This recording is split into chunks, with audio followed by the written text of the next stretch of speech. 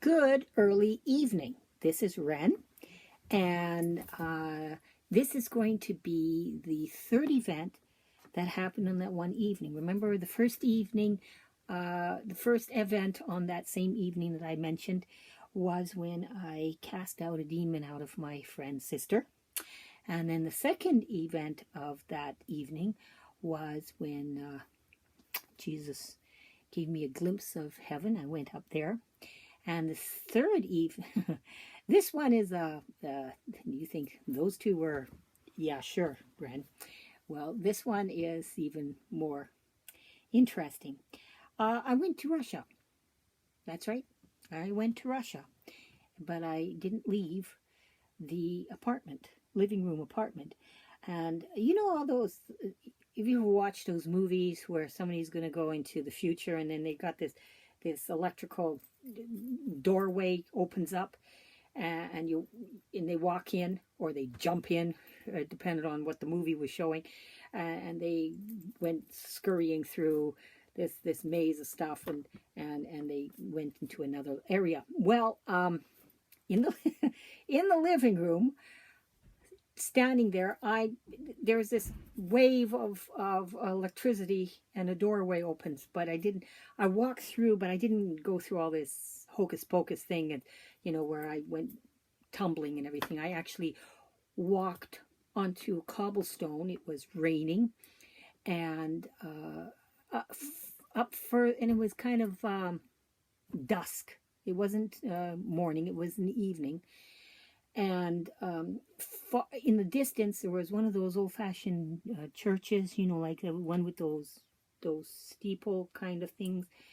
And I was told that this is Moscow. So I said, okay.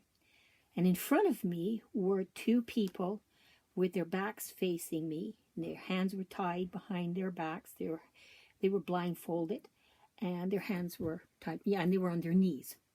And the man was on the left side, and the woman was right beside him on his right. And the man was an elderly gentleman. He looked like a grandfather, and the lady was relatively young, and maybe in her mid-40s, early 50s maybe.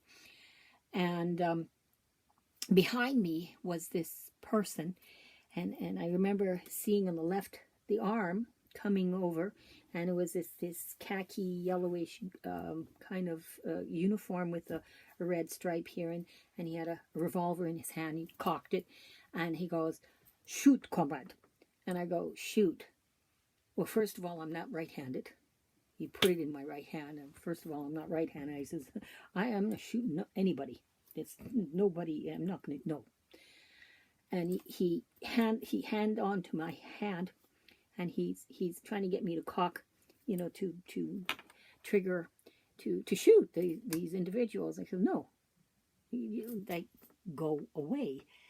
And then God tells me that that's enough. Now back out. So I backed out of the so-called scene, and the electrical doorway closed, and it was done. That was it. It was like a split-second event, and to this day, I have no idea what that was all about. I have absolutely no idea what that is. Maybe someday down the road, it'll make a lot of sense to me, but in the meantime, I have no idea. It's what I experienced. He let me experience it. My friend, in the meantime, she knew I was doing something, and that I kind of sort of was there, but I wasn't. And she goes, "Well, it's, like, this is just not fair. I'm right here. What am I, chopped liver?" Anyway, that was the event. That's it. And have you ever had really, really strange events like this? And folks, this is not a dream. My friend was right there. She wasn't dreaming, and if she was dreaming, then why did she remember the same thing that I did and all that stuff? Anyways, that's it for this week. And in the meantime, click subscribe. Give me a comment. Have you ever experienced something that was unexplained?